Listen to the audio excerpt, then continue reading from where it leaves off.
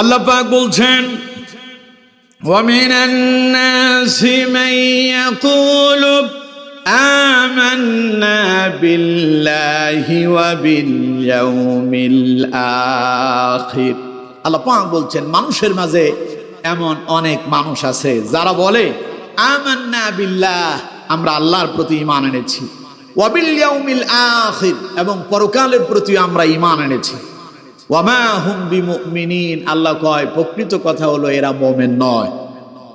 ইউখাদিউনা আল্লাহা ওয়াল্লাযীনা আমানু, তারা আল্লাহ এবং মুমিনদেরকে ধোঁকায় ফেলতে চায়।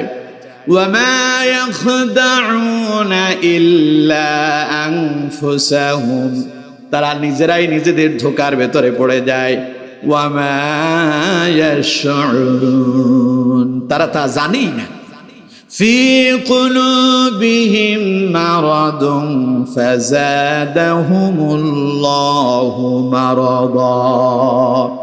ফি কুলুবিহিম মারাদুন, তাদের অন্তরের ভেতরে রোগ প্রবেশ করেছে, তাদের অন্তরে রোগ আছে। ফাযাদাহুমুল্লাহু মারাদা, আল্লাহ তাদের এই রোগকে আরো বৃদ্ধি করে দিয়েছেন। ওয়ালাহুম আযাবুন আলীম, তাদের জন্য যন্ত্রণাদায়ক কঠিন শাস্তির ব্যবস্থা করা হয়েছে। বিমা কানু ইয়াকযিবুন, কারণ তারা হলো মিথ্যাবাদী। এই হচ্ছে আয়াতদ্বয়ের সরল অনুবাদ। প্রবন্ধগণ, এই আয়াতদ্বয়ের সরল অনুবাদ শুনে আমি আশা করছি আপনারা অবগত হয়েছেন যে বিষয়টা নিয়ে আজকে আলোচনা হচ্ছে তা হচ্ছে মানুষের মাঝে এমন অনেক মানুষ আছে নিজের মুমিন দাবি করে, কিন্তু আল্লাহ কয় প্রকৃতপক্ষে এরা মুমিন নয়। তারা কারা, তাদের পরিচয় আল্লাহ পাক এই আয়াত সময়ের ভেতরে তুলে ধরেছেন, এবং এই লোকদের শাস্তি কি হবে সে সম্পর্কে আল্লাহ পাক এই আয়াত দ্বয়ের মাঝে তিনি আলোচনা করেছেন। প্রিয় বন্ধুগণ, এবার আসুন এই আয়াতগুলো কেন নাজিল হলো, নাজিলের কারণ কি? কোরআনের ভাষায় সেটাকে বলা হয় শানে নজুল, আর বাংলায় যদি বলি তা হলো প্রেক্ষাপট। কোন প্রেক্ষাপটে এই আয়াতদ্বয় নাজিল হয়েছে সেই কথা আগে আমাদেরকে জানতে হবে। আমার বন্ধুগণ, এই আয়াতগুলো নাজিল হয়েছিল বদরের যুদ্ধের কিছুদিন পরে। বদরের যুদ্ধে যখন মুসলমানরা জয়লাভ করল, মদিনার কিছু ইহুদি এবং কিছু কাফেরেরা তারা মুসলমানদের ভেতরে অনুপ্রবেশ করেছে। এরা নিজেদেরকে মুসলমান দাবি করে কালেমা পড়ে এরা মুসলমানদের ভিতরে প্রবেশ করেছে, কিন্তু এদের মূল উদ্দেশ্য হচ্ছে মুসলমানদের এই লেবাস ধরে, ইসলামের এই লেবাস ধারণ করে তাদের উদ্দেশ্য হচ্ছে নিজেদের ফায়দা হাসিল করা। ফলে এরা ইসলামের জন্য এক বিষ পোড়া হয়ে গিয়েছে। এরা ইসলামের ক্ষতি সাধন করতে চায়, উপরে ইসলামের কাজ দেখাবে আর ভেতরে ভেতরে ইসলামের ক্ষতি করবে। যখন এই লোকগুলো ইসলামের ভেতরে প্রবেশ করলো, তখন আল্লাহ পাক তার রসুল এবং মুমিনদেরকে সতর্ক করলেন যাতে করে মুমিনেরা ওদেরকে বিশ্বাস করে তাদের প্রচারণার ফাঁদে যেন পা না দেয়, মুমিনরা যেন বিপদে না পড়ে। এদেরকে যদি চিনতে না পারে, বুঝতে না পারে, এদের দ্বারা বিশাল বড় একটা ক্ষতি হতে পারে ইসলামের তথা মুসলমানদের। এর জন্য আল্লাহ তাআলা তার নবীকে আয়াতদ্বয় নাজিল করে দিয়া রাসূল করিম সাল্লাল্লাহু আলাইহি ওয়াসাল্লামের উম্মতদেরকে, সাহাবায়ে কেরামকে আল্লাহ পাক সতর্ক করে দিয়েছেন। পড়েন সুবহানাল্লাহ। যখন এই লোকগুলো ইসলামের ভেতরে অনুপ্রবেশ করল ইসলামের ক্ষতি সাধন করার জন্য আর নিজেদের ফায়দা লুটে নেওয়ার জন্য, তখনই আল্লাহ রাব্বুল আলামিন তার নবীর কাছে হযরত জিবরাইলকে নাজিল করলেন, যাও জিবরাইল, আমার হাবিব মুহাম্মদ সাল্লাল্লাহু আলাইহি ওয়াসাল্লামকে শোনায়া দাও, ওয়া মিনান নাসি মান ইয়াকুলু আমান্না বিল্লাহি ওয়া বিল ইয়াউমিল আখির। মানুষের মাঝে এমন অনেক মানুষ আছে যারা বলে আমরা আল্লাহর প্রতি ঈমান এনেছি এবং পরকালের প্রতি আমরা বিশ্বাস স্থাপন করেছি। আল্লাহ পাক বলেন, জিবরাইল শোনায়া দাও, ওয়া মা হুম বিমুমিনিন। আল্লাহ পাক বলছেন এরা প্রকৃতপক্ষে মুমিন নয়। এখন আপনারা বলবেন, হুজুর, যে আল্লাহর প্রতি ঈমান আনলো, পরকালে বিশ্বাস করলো, আমরা জানি সেই ব্যক্তি হবে মুমিন। এখন আপনি কোন সেই মুমিনে না? আল্লাহ কোরআনে এই কথা বললো, তাইলে আমাদের অবস্থাটা কি হবে? এরকম প্রশ্ন আছে না? আচ্ছা, আমরা কি আল্লাহর প্রতি বিশ্বাস করি না? কথা কয় না। আমরা কি আল্লাহর প্রতি বিশ্বাস করি না?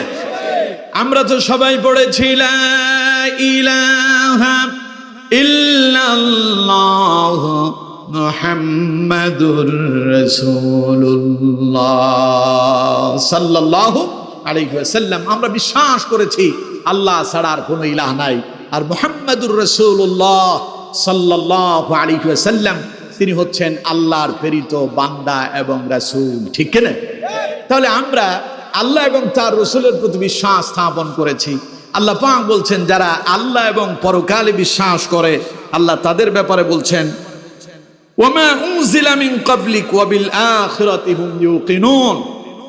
যারা পরকালে বিশ্বাস করলো উলাইকা আলা হুদাম মির রাব্বিহিম ওয়া উলাইকা হুমুল মুফলিহুন। তারা হলো সফল কাম, তারা হলো সুপথ প্রাপ্ত, সঠিক পথেই তারা আছে। কিন্তু এই আয়াতে আল্লাহ তাআলা বলছেন ওয়ামা হুম বিমুমিনিন, আসলে তারা মুমিনে না। তার মানে বোঝা যায় এখানে সব মানুষ একসাথে, সকলকে নিয়ে আল্লাহ আলোচনা করেন নাই। এদের ভেতরে থাকা কিছু মানুষ সম্পর্কে আল্লাহ তাআলা আলোচনা করেছেন। কথা কি বুঝতেছেন আপনারা আমার বন্ধুগণ? তাহলে সেই মানুষগুলো কারা? কাদের ব্যাপারে আল্লাহ পাক এমন কথা বলেছেন যে তারা আল্লাহর প্রতি ঈমান আনলো, পরকালের প্রতি বিশ্বাস করার পরও আল্লাহ পাক বললেন তারা প্রকৃতপক্ষে মুমিন না। এরা কারা? তাফসীর ইবনে কাসীরের ভেতরে এসেছে হযরত আব্দুল্লাহ ইবনে আব্বাস রাদিয়াল্লাহু তাআলা আনহু তিনি বর্ণনা করছেন যাদের সম্পর্কে আয়াত দ্বয়ের ভেতরে আল্লাহ পাক আলোচনা করেছেন তারা হলো মদিনার আউস এবং খাজরাজ গোত্রের কিছু লোক, এবং তাদের সঙ্গে কিছু ইহুদিও ছিল। আর এদের ভেতরে এদের গোত্রীয় নেতা হলো আব্দুল্লাহ ইবনে উবাই ইবনে সালুল, যেই লোকটা হলো মুনাফিকের সরদার। এই আব্দুল্লাহ ইবনে উবাই ইবনে সালুল এবং মদিনার আউস এবং খাজরাজ গোত্রের কতিপয় কয়েকজন ব্যক্তি, ইহুদিদের ভেতর থেকে কয়েকজন, এরা ইসলামের নামে ইসলামের ভেতরে ঢুকে মুমিন পরিচয় দিয়া তারা ইসলামের গোড়া কেটে দেওয়ার জন্য ষড়যন্ত্রে লিপ্ত হয়েছিল। ঘটনাটা ছিল এই, রাসূল কারীম সাল্লাল্লাহু আলাইহি ওয়াসাল্লাম যখন মদিনায় এলেন, মদিনায় আসার পরে মুসলমানরা কি তখন খুব পাওয়ারফুল ছিল? কথা কয় না, খুব পাওয়ারফুল। মুসলমানদের সংখ্যা মনে হয় কয়েক লক্ষ ছিল। মদিনায় রাসূলুল্লাহ এলেন, কয়েকজন সাহাবীকে সঙ্গে নিয়ে এসেছেন, অল্প কয়েকজন। মুসলমানের সংখ্যা খুবই কম, মুসলমানদের তেমন কোনো পাওয়ার নাই, শক্তি নাই। আমার বন্ধুগণ, তখন মুসলমানরা ছিল দুর্বল, কাফেরেরা মুসলমানদেরকে ভয় পেত না। রাসূলুল্লাহ যখন মদিনায় এলেন, কিছুদিন পরে বদরের যুদ্ধ সংগঠিত হলো। এই বদরের যুদ্ধে মক্কার কাফেরেরা মুসলমানদের বিরুদ্ধে ষড়যন্ত্র করলো, মুসলমানদেরকে দুনিয়া থেকে নাম নিশানা মুছে দেওয়ার জন্য আল্লাহর নবী এবং তার সাহাবীদের উপরে তারা আক্রমণ করলো। যুদ্ধ সংগঠিত হয়ে গেল। মুসলমানদের সংখ্যা ছিল মাত্র ৩১৩ জন, অন্যদিকে কাফেরদের সংখ্যা ছিল হাজারের অধিক। মুসলমানদের কাছে তেমন কোনো অস্ত্র শস্ত্র ছিল না, কাফেরদের কাছে অস্ত্র শস্ত্রের কোনো অভাবই ছিল না। ওরা এসেছে মুসলমানদের বিরুদ্ধে লড়াই করার জন্য। বদরের প্রান্তরে মুসলমানেরা তাদের বিরুদ্ধে লড়াই করলো, যুদ্ধ করলো, সংগ্রাম করলো। সেই বদরের প্রান্তরে ৩১৩ জন মুসলমান ঐক্যবদ্ধভাবে লড়াই করলো। অন্যদিকে কাফেরদের সংখ্যা হাজারের অধিক হওয়ার পরেও আল্লাহর সাহায্যে সেই দিন মুসলমানেরা বিজয় লাভ করেছিল। অল্প সংখ্যক হওয়ার পরেও মুসলমানরা বিজয় হয়েছে। এই জন্য সংখ্যায় বেশি হলে সব সময় বিজয় পাওয়া যায় না, ঠিক কিনা? সুতরাং এখান থেকে শিক্ষা গ্রহণ করার দরকার আছে না নাই? মুসলমানদের সংখ্যা কত? মাত্র ৩১৩ জন। আর প্রক্ষান্তরে এক বর্ণায় আসছে কাফেরদের সংখ্যা ছিল ১৩০০ অধিক। এই ১৩০০ অধিক কাফেরদের বিরুদ্ধে মুসলমানরা সংগ্রাম করলো, যুদ্ধ হলো, লড়াই হলো। বিজয় লাভ করছে কারা? ছোট দলটা বিজয় হয়ে গেল। সুবহানাল্লাহ। এই দেখে মদিনার কিছু কিছু কাফেরদের ভেতরে ভয় ঢুকছে। বাপরে বাপ, যত ছোট মনে করছি অত তো ছোট না, পাওয়ার দেখা যায় আছে। ওই মদিনার আউস এবং খাজরাজ গোত্রের ভেতরে একজন নেতা ছিল, তার নাম আব্দুল্লাহ ইবনে উবাই ইবনে সালুল।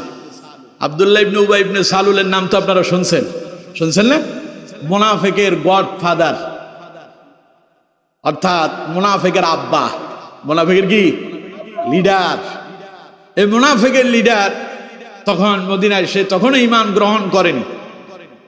যখনই দেখলো বদরের প্রান্তরে মুসলমানরা বিজয় লাভ করলো, তার ভেতরে একটা ভয় ঢুকে গেল। সেই যখন রাসূলুল্লাহ যখন মদিনায় এলো, তার পূর্বেই আউস এবং খাজরাজ গোত্রের লোকেরা, যদিও আব্দুল্লাহ ইবনে উবাই ইবনে সালুলের মূল বাড়িটা হলো খাজরাজ গোত্রে, কিন্তু আউস এবং খাজরাজ গোত্রের উভয় গোত্রের লোকদের কাছে এই লোকটা ছিল সম্মানিত ব্যক্তি।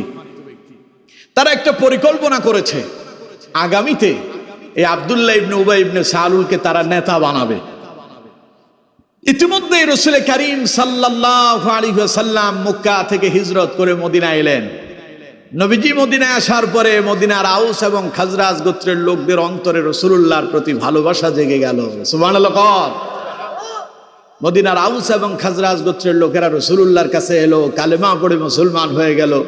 রাসূলের কাছে যারা যায় তারাই মুসলমান হয়ে যায়।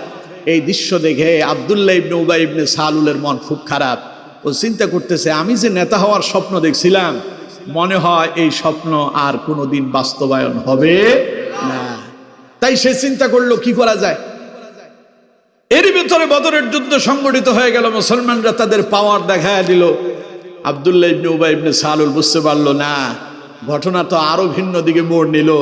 তার মানে আগে তো চিন্তা করছি মনে হয় ক্ষমতায় যেতে পারবো না, এখন দেখি আমি যে নেতা হওয়ার স্বপ্ন দেখছি তার জীবনেই বাস্তবায়ন হবে না। তাই সেই স্বপ্নকে বাস্তবায়ন করার জন্য আব্দুল্লাহ ইবনে উবাই ইবনে সালুল তার সঙ্গে যে সাঙ্গপাঙ্গ আছে, সাঙ্গপাঙ্গ বুঝুন তো, ছেলেবেলা, আশেপাশে যারা আছে তাদের সঙ্গে পরামর্শ করলো। বললো যে দেখো, অবস্থা কিন্তু অত ভালো দেখা যাচ্ছে না। যেইভাবে মুহাম্মদের অনুসারীরা যেইভাবে ইসলামকে মানুষের কাছে চতুর্দিকে ছড়িয়ে দিচ্ছে, ইসলামের যে বিজয় এসে গেল, এর থেকে আমি আশঙ্কা করছি আমাদের আগামীর দিন অত ভালো যাবে না। সুতরাং পিঠ যদি বাঁচাইতে হয়, ক্ষমতায় যদি যাওয়ার যদি কোনো পরিকল্পনা আমাদের মাথায় রাখতে হয়, তাহলে আমাদেরকে একটা কাজ করতে হবে। তা হলো আমরা চলো সবাই মিলে মুহাম্মাদের ইসলাম কবুল করব, তবে মুখে ইসলাম কবুল করব, অন্তরে কুফরি লালন করব। বলেন নাউযুবিল্লাহ। মুখে বলবো মুহাম্মদ সাল্লাল্লাহু আলাইহি ওয়াসাল্লাম, আমরা আপনাকে নবী হিসাবে মেনে নিলাম, আল্লাহকে রব হিসাবে মেনে নিলাম, আমরা পরকালকে বিশ্বাস করলাম, আর অন্তরে অন্তরে আমরা বিশ্বাস করব আমাদের পূর্বের লাত মানাত উজ্জা, আমাদের সেই পূর্বের মূর্তিগুলাই ঠিক, মুহাম্মদ এবং তার আল্লাহ মোটেও ঠিক নয়। বলেন নাউযুবিল্লাহ।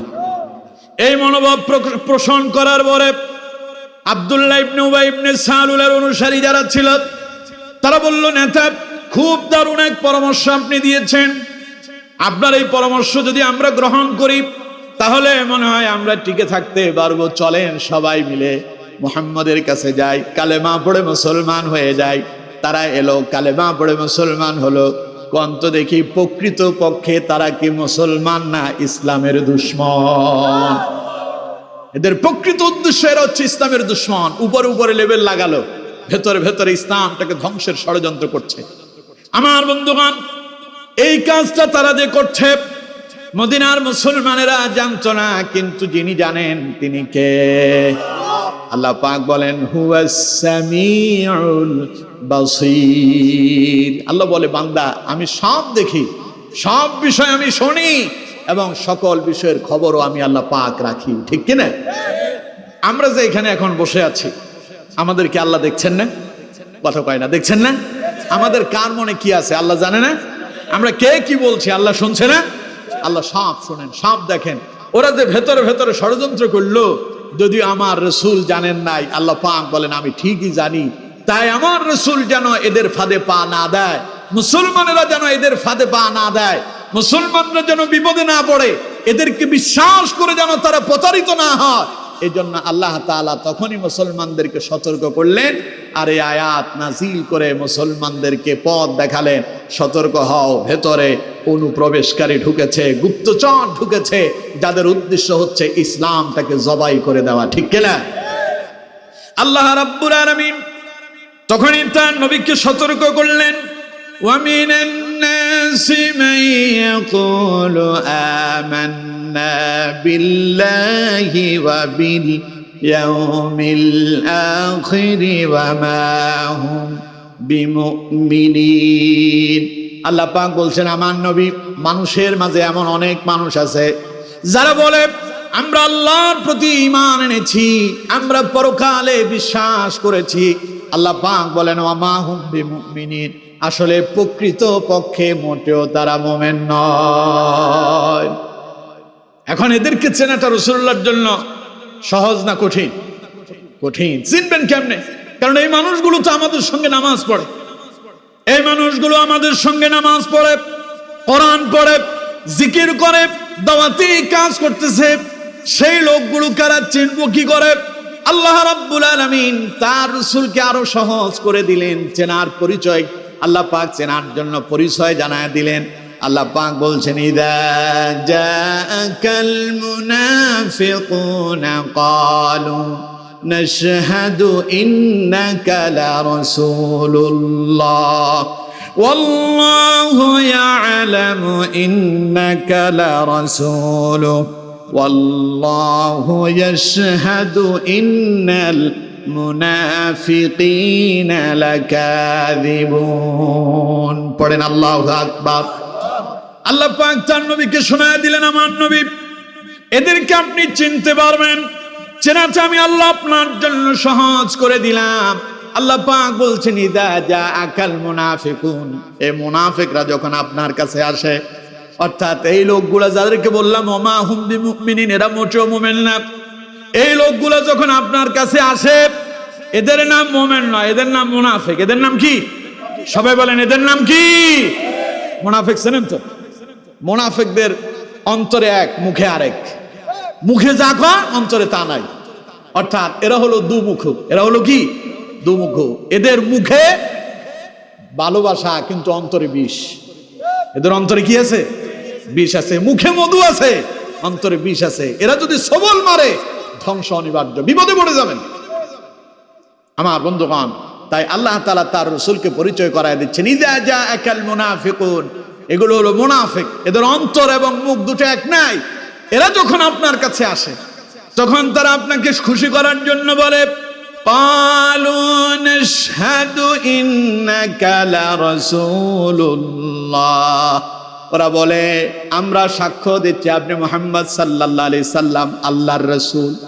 আল্লাহ পাক বলছেন ওয়াল্লাহু ইয়ালামু ইন্নাকা লারাসূলুহু, নিশ্চয় নিঃসন্দেহে আল্লাহ ভালো করেই জানেন আপনি যে আল্লাহর রাসূল। তবে ওয়াল্লাহু ইয়াশহাদু ইন্নাল মুনাফিকিনা লাকাযিবুন, আমি আল্লাহ সাক্ষ্য দিচ্ছি। কে সাক্ষী দিচ্ছেন? আরো জোরে বলতে হবে কে? আগে সাক্ষ্য দিল মুনাফিকরা। মুনাফিকরা এসে বলতো ইযা জাআকাল মুনাফিকুন ক্বালু নাশহাদু ইন্নাকা লারাসূলুল্লাহ, আমরা সাক্ষ্য দিচ্ছি আপনি আল্লাহর রাসূল। আল্লাহ কয় নবী আপনি যে আল্লাহর রাসূল এটা তো আমি ভালো করেই জানি, আপনি তো আমার রাসূল, কোনো সন্দেহ নাই। তবে ওয়াল্লাহু ইয়াশহাদু, আমি সাক্ষ্য দিচ্ছি ইন্নাল মুনাফিকিনা লাকাযিবুন, এই মুনাফিকরা হলো মিথ্যাবাদী। তা আল্লাহ কয় মুহাম্মদ সাল্লাল্লাহু আলাইহি সাল্লাম আল্লাহর রাসূল। আল্লাহ কয় আমি জানি আপনি আল্লাহর রাসূল। মুনাফিকরাও বলতেছে আপনি আল্লাহর রাসূল, তবে নবী মুনাফিকরা মিথ্যা কথা বলছে। তাহলে ঘটনা এবার পেশ খেয়ে গেল না? কথা কয় না, পেশ খাইলো না? ওরাও তো রাসূল হিসেবে মেনে নিল, কিন্তু আল্লাহ পাক বলছেন না, এরা মিথ্যাবাদী। এরা মুখে এক কথা বলতেছে, এদের অন্তরে ভিন্নটা লালন করতেছে। এরা মুখে ইসলামের কথা বলছে, মুখে আপনাকে রাসূল হিসেবে স্বীকৃতি দেয়, কিন্তু অন্তরে তারা কুফরি লালন করে, আপনার নবী বলে তারা মেনে নেয় না। ঠিক কিনা? আল্লাহ রাব্বুল আলামিন বলছেন আমার নবী, এই কাফেরেরা আপনার পেছনেই নামাজ পড়ে, ওরা আপনার পাশেই আশেপাশেই ঘুরে বেড়ায়। নবী আপনি তাদেরকে চিনবেন যারা বেশি বেশি আপনার সামনে আসলে আপনার রাসূল হিসেবে ঘোষণা দেয়। দেখবেন এইগুলোর কিন্তু মনোভাব অত ভালো না। রাসূল যখন বক্তব্য দেওয়ার জন্য দাঁড়াতো, মুনাফিকের সরদার আব্দুল্লাহ ইবনে উবাই ইবনে সালুল সামনে দাঁড়ায় যেত, উপস্থিত জনগণকে শোনায় দিত এই মুহূর্তে যিনি তোমাদের সামনে বক্তব্য পেশ করছেন তিনি আল্লাহর রাসূল। তিনি যা বলেন দুনিয়ার কোনো মানুষের কথা তিনি বলেন না, যা বলেন সব আল্লাহর কথা। খবরদার, সতর্ক, সাবধান। তিনি যা বলেন তা তোমরা শোনো, যা বলেন তা তোমরা মেনে নাও। উপরে উপরে বলে যা বলে তা শোনো, ভেতরে ভেতরে বলে এই মুহাম্মদকে কি করে বন্ধ করে দেওয়া যায়, তার ষড়যন্ত্রে লিপ্ত থাকে। ঠিক কিনা? আল্লাহ রাব্বুল আলামিন সূরা মুনাফিকুন নাজিল করে তাদের পরিচয় তার রাসূলকে জানায়া দিলেন। এবার নবীজি তার সাহাবীদেরকে, উম্মতদেরকেও তাদের পরিচয় জানায়া দিলেন। এরা কারা, চিনবেন কেমনে? এখন আপনার সাথে আরেকজন নামাজ পড়ে, কোরআন পড়ে, হজও করে, যাকাতও দেয়, টুপি মাথায় দেয়, পাঞ্জাবি পরে, চেনার কি কোনো সুযোগ আছে নাকি? কথা কয় না, চেনার সুযোগ আছে? নবীজি বলছেন চিনতে পারবেন। বুখারীর বর্ণনা, হযরত আবু হুরায়রা রাদিয়াল্লাহু তাআলা আনহু তিনি হাদিস বর্ণনা করছেন। নবীজি বলছেন আয়াতুল মুনাফিকি সালাসুন, ইযা হাদ্দাসা কাযাবা ওয়া ইযা ওয়া'দা আখলাফা ওয়া ইযা তুমিনা খানা।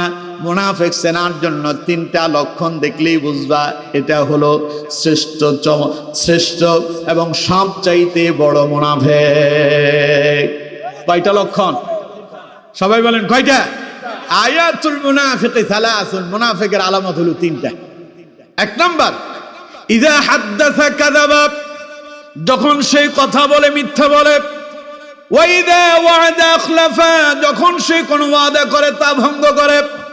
ওয়া ইযা তুমিনা খানা, নবীজি বললেন যখন সে আমানত যখন তার কাছে রাখা হয় সে আমানতের খেয়ানত করে।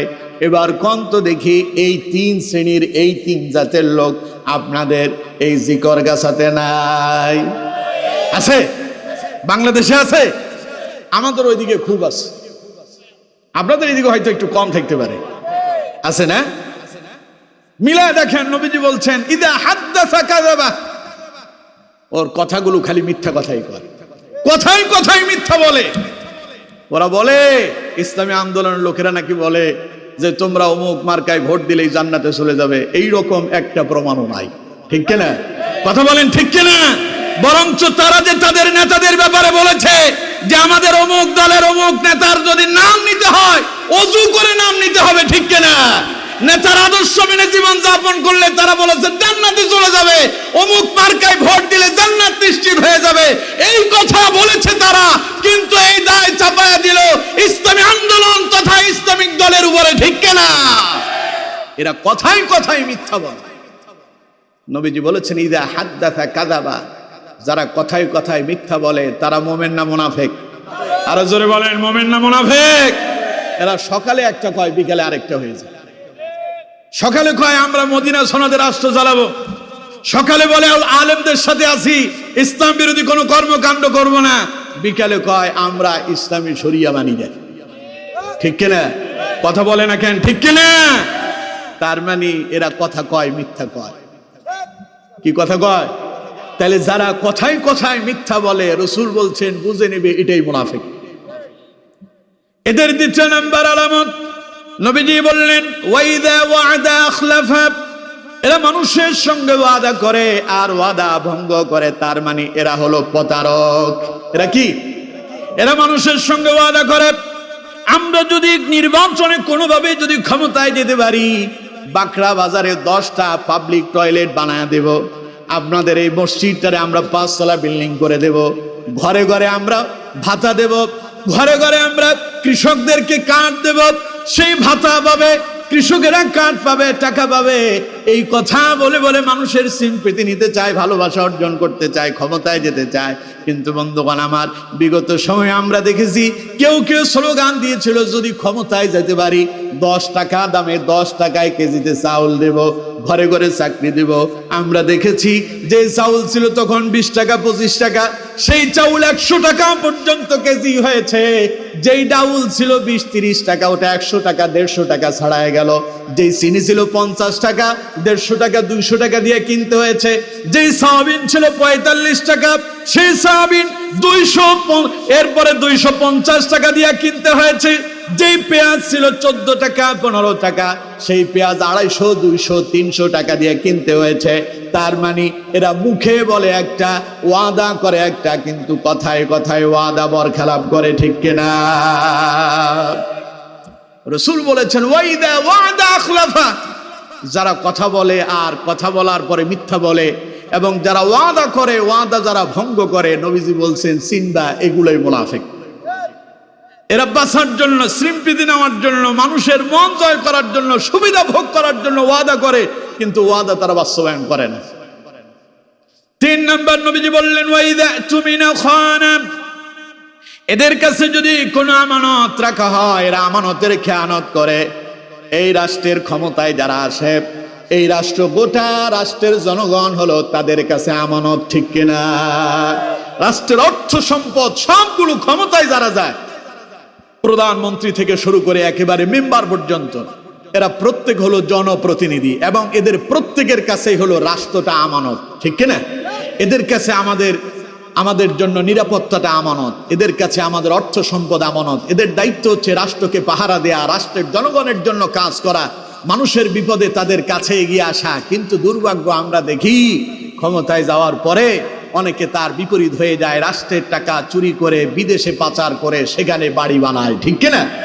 ওরা গাড়ি বানায়, BMW মার্সিডিজ নিয়ে ঘুরে বেড়ায়, ওরা ডুপ্লেক্স বাড়ি বানায়, ওদের বিশাল ব্যাংক অ্যাকাউন্টে কোটি কোটি টাকা পড়ে থাকে, মানুষ খাবার পায় না, অনাহারে অন্তহারে মানুষ না খেয়ে মরে, রাস্তাঘাটে অসংখ্য মানুষ বস্তিতে ঘুরছে, খাবার পাচ্ছে না, কিন্তু এরা তাই সেই দিকে কোনো কর্ণপাতই করে না, নিজের ঘর বাড়ি গাড়ি করার জন্য তারা ব্যস্ত হয়ে যায়, ঠিক কিনা?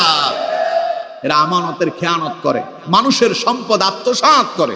স্বাধীনতার এই 54 বছরে আমরা আমাদের দেশে এই দুর্নীতি দেখছি, আজ পর্যন্ত সেই দুর্নীতি বন্ধ হয় নাই, ঠিক কিনা? স্বাধীনতার 54 বছরে যারাই ক্ষমতায় গেল, ক্ষমতায় থেকে নামার পরে খালি একখানে স্লোগান শুনি, দেশে খালি দুর্নীতি হয়েছে। শুনছেন না আপনারা? কথা কয় না, শোনেন নাই? বিগত সময় যারা ক্ষমতায় ছিল, পোল কালবেট, রাস্তা, ব্রিজ, কত কিছু করছে, মানুষজন কয় খালি উন্নতি, তিনিও কন খালি উন্নতি, এই করছি সেই করছি। পরে দেখা গেল 99,000 বিলিয়ন তারা ঋণ নিয়েছে, তার ভেতর থেকে 96,000 বিলিয়ন তারা খেয়েই ফেলেছে। সুতরাং আমাদেরকে দেখালো উন্নতি, আসলে উন্নতি তাদেরই হয়েছে, আমাদের ভাগ্যের পরিবর্তন হয় নাই, ঠিক কিনা? তার মানে এরা সম্পদকে আত্মসাৎ করে, আমানতের খেয়ানত করে। আর যারা এই আমানতের খেয়ানত করে, রাসূল বলছেন তারা কি মুমিন না মুনাফিক? আরো জোরে বলেন, মুমিন না মুনাফিক? মুমিন হবে এর বিপরীত, মুমিন আমানতের সংরক্ষক হবে, মুমিন হবে ওয়াদা পরিপূর্ণকারী, আর মুমিন হবে সত্যবাদী। মুমিন মিথ্যা কথা বলবে, আরো জোরে বলতে হবে, মুমিন মিথ্যা কথা বলবে।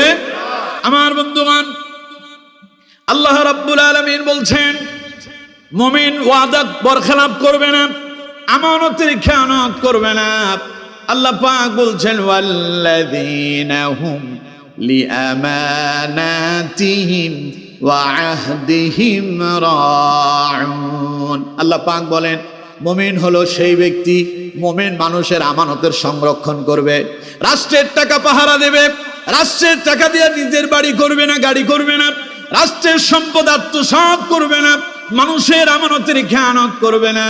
আমার বন্ধুগণ, ইতিহাস সাক্ষী, বিগত দিনে আপনারা দেখেছেন ইসলামী আন্দোলনের 2 জন মন্ত্রী ছিল, কয়েকজন সংসদ সদস্য ছিল। যখন মঈনু আহমেদ এবং ফখরুদ্দিনের আমলে গোটা বাংলাদেশ থেকে যখন দুর্নীতিবাজদেরকে গ্রেফতার করা হয়েছিল, এই ইসলামী আন্দোলনের 2 জন মন্ত্রী এবং এমপিদের 1 টাকারও দুর্নীতি পাওয়া যায় নাই, একজনেরও দুর্নীতি পাওয়া যায় নাই। কিন্তু তাদেরকে মিথ্যা মামলা দিয়া ধরে ধরে ফাঁসির কাস্টে ঝুলানো হয়েছিল, ঠিক কিনা? কারণ তারা জানতো যারা মানুষের সম্পদ মেরে খায় না, রাষ্ট্রের টাকা আত্মসাৎ করে না, এরা যদি বেঁচে থাকে, এরা যদি কোনোভাবে ক্ষমতায় যেতে পারে, রাষ্ট্রে আর দুর্নীতি হবে না, রাষ্ট্র উন্নত রাষ্ট্রে পরিণত হয়ে যাবে, ওদের পকেট আর ভারী হবে না, জনগণের সম্পদ তারা মেরে খেতে পারবে না। এই জন্য টার্গেট করে করে ইসলামী আন্দোলনের প্রথম সারির নেতাদেরকে তারা হত্যা করেছিল, ঠিক কিনা? দুর্ভাগ্য, আমরা বুঝতে পারি না। আমার বন্ধুগণ, আল্লাহ রাব্বুল আলামিন বলছেন মুমিন কখনো আমানতের খেয়ানত করবে না। ওয়াল্লাযীনা হুম লিআমানাতিহিম ওয়া আহদিহিম রাউন। তারা মানুষের সঙ্গে যে ওয়াদা করে তা তারা বাস্তবায়ন করে। সুবহানাল্লাহ। মুমিনেরা কোনো ওয়াদা করলে সে ওয়াদা কি করবে কোন তো? বাস্তবায়ন করবে। কিন্তু দুর্ভাগ্য, আজকে এমন অনেক আছে যারা ওয়াদা বাস্তবায়ন করতে জানে না, ইচ্ছাকৃত ওয়াদা বাস্তবায়ন করে না। আমার বন্ধুগণ, মানুষের সঙ্গে তারা প্রতারণা করে। আল্লাহ রাব্বুল আলামিন বলছেন, যারা ওয়াদা বাস্তবায়ন করে না তারা হলো মুনাফিক, আর যারা ওয়াদা বাস্তবায়ন করবে তারা হলো মুমিন। তাহলে আমরা কি আমানতের খেয়ানত করব? কথা বলেন, আমানতের খেয়ানত করব? ওয়াদা করলে তা পরিপূর্ণ করব কি করব না? যদি করতে পারি তাহলে আমরা হব মুমিন, আর যদি এর বিপরীত হয় তাহলে আমরা হয়ে যাব মুনাফিক। আল্লাহ আমাদেরকে মুনাফিকি থেকে হেদায়েত করুন, হেফাজত করুন, বলুন আমিন। মুমিন হবে সত্যবাদী, মুনাফিক হবে মিথ্যাবাদী। কোরআনে আল্লাহ পাক বলছেন, ইয়া আইয়ুহাল্লাযীনা আমানুত্তাকুল্লাহা ওয়া কুনু মা'আস সাদিকিন। আল্লাহ পাক বলছেন, হে ঈমানদারেরা, হে মুমিনেরা, ইয়া আইয়ুহাল্লাযীনা আমানুত্তাকুল্লাহ, তোমরা আল্লাহকে ভয় করো, ওয়া কুনু মা'আস সাদিকিন, আর সত্যবাদীদের কাতারে শামিল হয়ে যাও। সুবহানাল্লাহ। কোন? তাহলে মুমিনেরা থাকবে সত্যবাদীদের সাথে না মিথ্যাবাদীদের সাথে? সবাই জোরে বলেন, সত্যবাদীদের সাথে না মিথ্যাবাদীদের সাথে? তাহলে আমরা যদি মুমিন হই, তাহলে আমাদের সঙ্গী সাথী যারা হবে, আমরা যাদেরকে অনুসরণ করব, আমাদের ওই অনুসরণীয় কোনো ব্যক্তি যদি মিথ্যাবাদী হয়, তাদের সাথে আমাদের সম্পর্ক হবে, আমাদের সম্পর্ক হবে সত্যবাদীদের সাথে। কারণ মুমিন হবে সত্যবাদী, মুমিন থাকবে সত্যবাদীর সাথে। কারণ মুমিন যেই আন্দোলন করে, মুমিন যেই দল করে, আল্লাহ বলছেন এটাই সত্যের দল, এটাই সঠিক দল। কোরআনে আল্লাহ পাক বলছেন, ওয়াকুল জাআল হাক্কু ওয়া যাহাকাল বাতিল। হে আমার নবী, পৃথিবীর মানুষদেরকে জানায়া দেন, সত্য এসেছে, মিথ্যা বিলুপ্ত হবেই হবে। ইন্নাল বাতিলা কানা যাহুকা, এটা ধ্বংস হবেই। সত্য আল্লাহর কোরআন, সত্য আল্লাহর রাসূল, সত্য আল্লাহ, সত্য জান্নাত, সত্য জাহান্নাম, সত্য কবর, সত্য মৃত্যু, এই সব যদি সত্য হয়, আমরাও যদি সেই সত্যের সাথে থাকতে পারি, সত্যের বিজয় হবে। আর সত্যের বিজয়ের সাথে আমাদেরও বিজয় সুনিশ্চিত হবে। পরবর্তীতে পরকালে আল্লাহর জান্নাতের মেহমান হতে পারবো, ঠিক কিনা? এই জন্য সব সময় সত্যের সম্পর্কে সত্যের সাথে থাকবো। আল্লাহ তাআলা আমাদের প্রত্যেককে কবুল করুন, পড়ুন আমিন। তাহলে আমার বন্ধুগণ, যাদের ব্যাপারে আল্লাহ পাক বলছেন, ওয়া মিনান নাস, মানুষের মাঝে এমন অনেক মানুষ আছে, মাইয়াকুলু আমান্না বিল্লাহ, যারা বলে আমরা আল্লাহর প্রতি ঈমান এনেছি, ওয়া বিল ইয়াউমিল আখির, পরকালের প্রতি ঈমান এনেছি, ওয়া মা হুম বিমুমিনিন। আল্লাহ পাক বলেন আসলে প্রকৃত পক্ষে এরা মুমিন না। তাহলে যারা মুমিন না, এতক্ষণ ওয়াজ করলাম, তারা মুমিন না মুনাফিক? কথা কয় না, তারা কি? এই মুনাফিকদের আচরণ সম্পর্কে আল্লাহ রাব্বুল আলামিন জানিয়ে দিলেন পরের আয়াতে। আল্লাহ পাক বলছেন, ইউখাদিউনাল্লাহা ওয়াল্লাযীনা আমানু ওয়া মা ইয়াখদাউনা ইল্লা আনফুসাহুম ওয়া মা ইয়াশউরুন। ইউখাদিউনাল্লাহ, তারা আল্লাহকে ধোঁকা দিতে চায়। কারে ধোঁকা দিতে চায়? আল্লাহ পাক বলছেন, ওয়াল্লাযীনা আমানু, তারা মুমিনদেরকেও ধোঁকা দিতে চায়। আমার বন্ধুগণ, কোন তো দেখি আল্লাহর কেউ ধোঁকা দিতে পারবে? কথা কয় না, কেউ ধোঁকা দিতে পারবে? যে আল্লাহর ধোঁকা দিতে চায় সেই নিজেই ধোঁকায় পড়ে যায়। আল্লাহ পাক বলছেন, ইউখাদিউনাল্লাহ, তারা আল্লাহকে ধোঁকা দিতে চায়, ওয়াল্লাযীনা আমানু, মুমিনদেরকেও ধোঁকা দিতে চায়, ওয়া মা ইয়াখদাউনা ইল্লা আনফুসাহুম, আসলে তারা নিজেরাই নিজেদের ধোঁকায় পড়ে যায়। আমার বন্ধুগণ, কি করে তারা নিজেরা নিজেদের ধোঁকায় পড়ে? আল্লাহ রাব্বুল আলামিন বলছেন, ওয়া ইযা লাকুল্লাযীনা আমানু ক্বালু আমান্না ওয়া ইযা খালাউ ইলা শায়াতিনহিম ক্বালু ইন্না মা'আকুম ইন্নামা নাহনু মুস্তাহজিউন। কথা কার? চিল্লায় বলতে হবে, কথা কার? আল্লাহ পাক বলছেন, ওয়া ইযা লাকুল্লাযীনা আমানু ক্বালু আমান্না, এরা ধোঁকা দেয় এভাবে, এরা যখন মুমিনদের কাছে আসে তখন তারা বলে আমরা তো তোমাদের সাথে আছি, আমরা তো মুমিন। ওয়াইদা খালাউ ইলা শায়াতিনহিম, আল্লাহ কয় এরা যখন শয়তানদের সাথে মিলিত হয় তখন তাদেরকে বলে ক্বালু ইন্না মাআকুম, আসলে আমরা তোমাদের সাথে আছি। তার মানে মুমিনদের সাথে যখন তারা মিলিত হয় তখন বলে আমরা তোমাদের দলের লোক। আবার যখন কাফেরদের সাথে, শয়তানদের সাথে, তাগুতদের সাথে যখন মিলিত হয় তখন কয় আমরা তোমাদের লোক। তার মানে এরা হলো মাঝখানে পড়ে আছে, না এই দিকে আছে না ওই দিকে আছে। তো এদেরকে আল্লাহ তাআলা বলছেন মুযাবযাবিনা বাইনা যালিক লা ইলাহা উলাই ওয়ালা ইলাহা উলা, এরা দুদুল্যমান অবস্থায় থাকে। তো এরা পরবর্তীতে হয় কি, এই দিক থেকেও লাঠি খায়, ওই দিক থেকেও লাঠি খায়। ঠিক কিনা? কথা কয় না কেন? ঠিক কিনা? এদের কোনো দল নাই, এদের কোনো ব্যক্তি নাই। আল্লাহ পাক বলছেন এরা হলো এমন এক ধরনের ব্যক্তি যারা আল্লাহকে প্রতারিত করতে চায়, প্রতারণা করতে চায় আল্লাহর সাথে, আল্লাহরে ধোঁকা দিতে চায়, মুমিনদেরকে ধোঁকা দিতে চায়। এরা যখন মাহফিলের আয়োজন হয় সেখানে আইসা বলবে আমরা আপনাদের সাথে আছি। প্রিয় ভাই সাহেব দেখবেন মাথার ভেতরে টুপি লাগাবে, মুখে দাড়িও আছে, পাঞ্জাবিও গায়ে দিবে, মনে হয় যে বিশাল আল্লাহর ওলি। কিন্তু প্রিয় বন্ধুগণ, এখানে যেমন মাহফিলে আইসা টুপি দিছে, এরপরে দেখবেন তারে আবার কোনো যাত্রা পালাতে গিয়া সেই টুপি খুইলা সেখানে আবার যাত্রা পালাতে গিয়া তাদের সঙ্গে একত্রিত হয়ে বলে যে আমরা তোমাদের সাথেও আছি। ঠিক কিনা? এখন জিজ্ঞাসা করা হয় তাইলে তুমি ওদের সাথে কেন গেলা?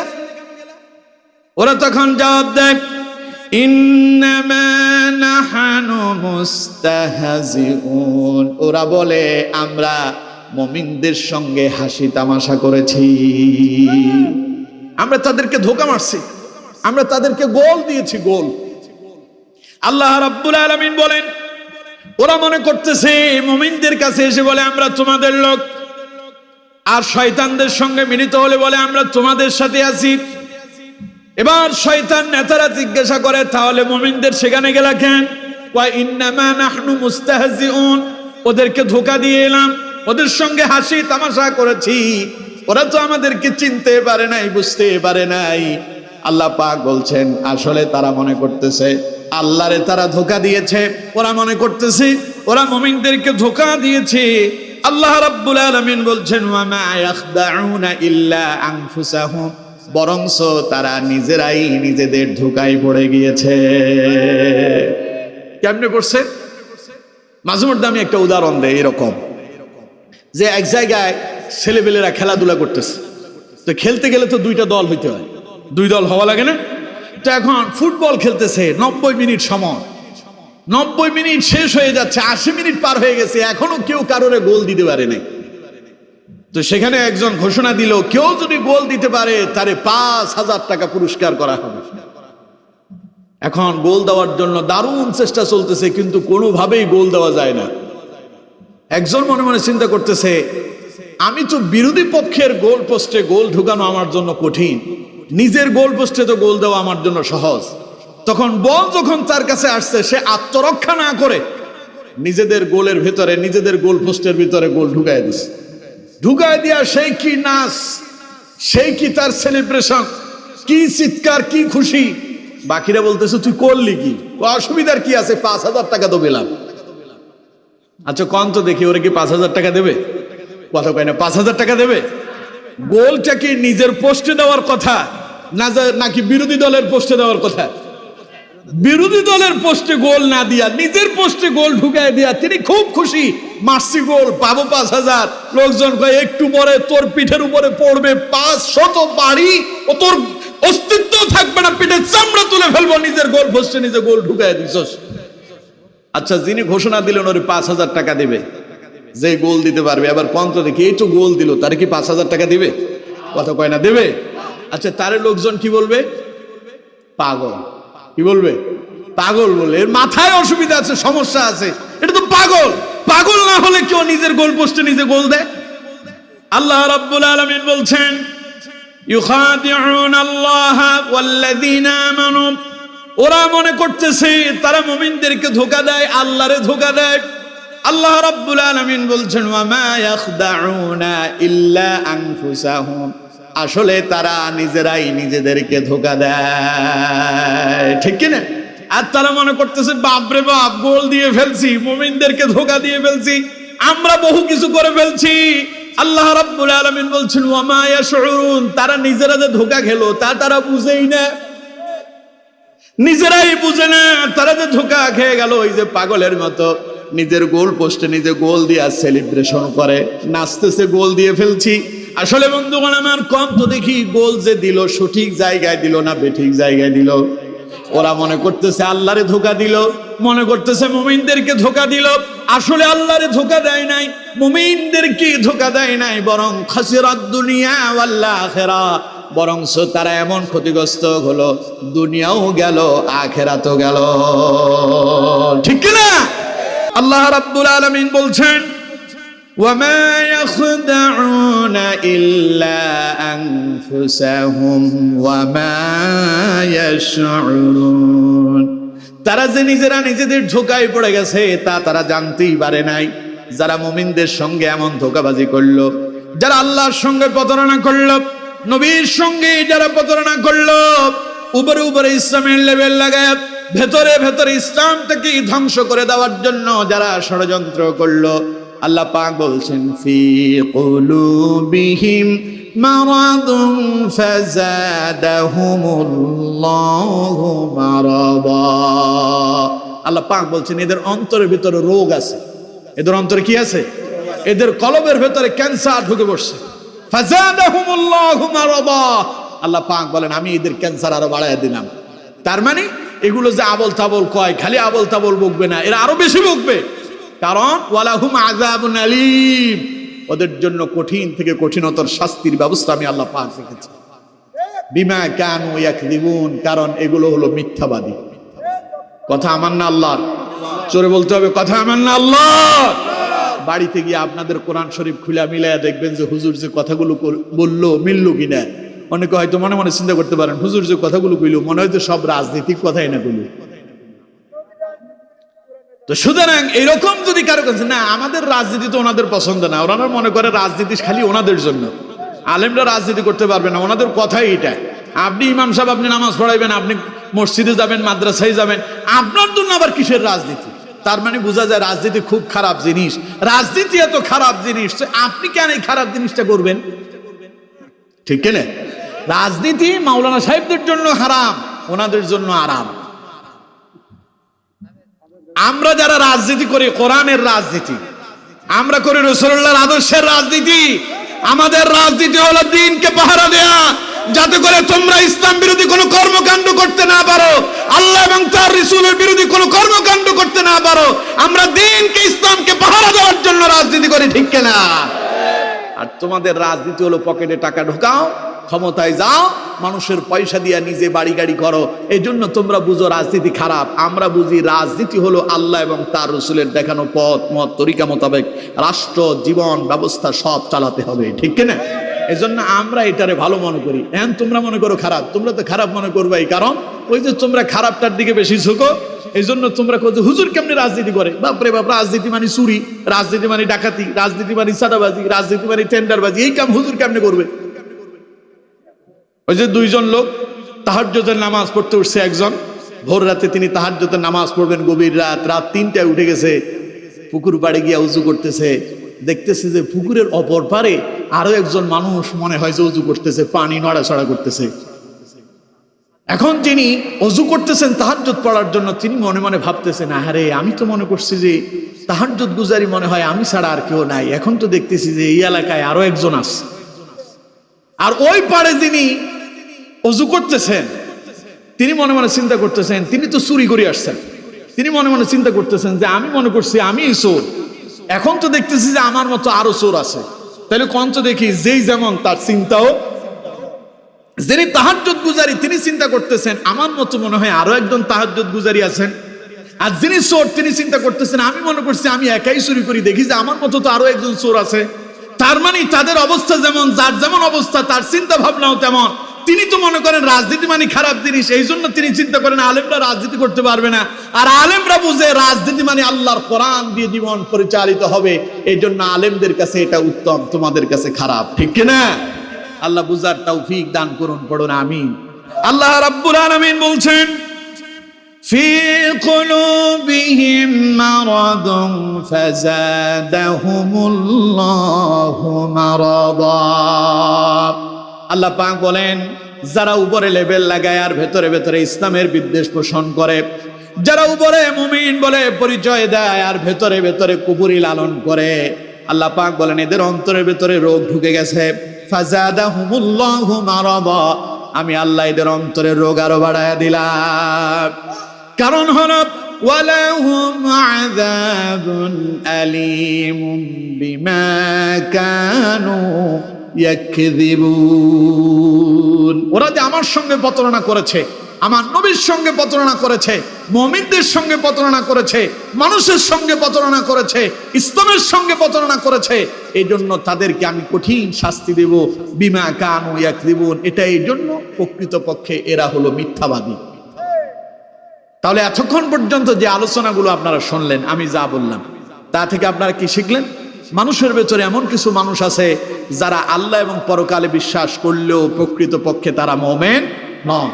এরা আল্লাহ এবং মুমিনদেরকে ধোঁকা দিতে চায়। আল্লাহ পাক বলছেন এরা নিজেরাই ধোঁকায় পড়ে যায়। ফলে এদের জন্য আমি কঠিন আযাবের শাস্তির ব্যবস্থা করে রেখেছি। এদের মাথায় সমস্যা আছে, এদের অন্তরে পোকা ধরছে, এদের অন্তরগুলো ক্যান্সারে আক্রান্ত হয়েছে। আমি এদের রোগ আরো বাড়ায় দিলাম যাতে করে এরা আবল তাবল বকে। ওই যে একজন বলতো কথায় কথায় খেলা হবে, খেলতে খেলতে এখন তিনি পালায় গেছে, ঠিক কিনা? এই জন্য আবল তাবল বকতে বকতে এক সময় সব শেষ হয়ে যাবে। আল্লাহ পাক বলছেন কারণ এই আবল তাবল বকলেই তো শাস্তি দিতে পারবো, আর এই শাস্তি এমন ভাবে দেব, মিথ্যা কথা বলার জন্য কঠিন শাস্তির ব্যবস্থা তাদের জন্য রেখেছি। আসুন, সুতরাং আমরা জীবনে যা বলবো সত্য কথা বলবো। আল্লাহ এবং তার রাসূলকে মুখে যেমন স্বীকার করব, অন্তরে স্বীকার করব। মুখে যেমন কালেমার প্রতি ঈমান আনবো, মুখে যেমন আল্লাহর প্রতি ঈমান আনবো, পরকালে বিশ্বাস করব, অন্তরেও আল্লাহ এবং পরকালে বিশ্বাস করে অন্তরে আল্লাহ এবং তার রাসূলকে জায়গা দেব। কোরআনকে যেমন মুখে আমরা উচ্চারণ করব, অন্তরের ভেতরে তা ধারণ করব। জীবনটা আল্লাহ এবং তার রাসূলের দেখানো পথ মত তরিকা মোতাবেক পরিচালনার জন্য চেষ্টা করব। আল্লাহ রাব্বুল আলামিন আমাদের প্রত্যেককে সেই তৌফিক দান করুন, বলুন আমিন।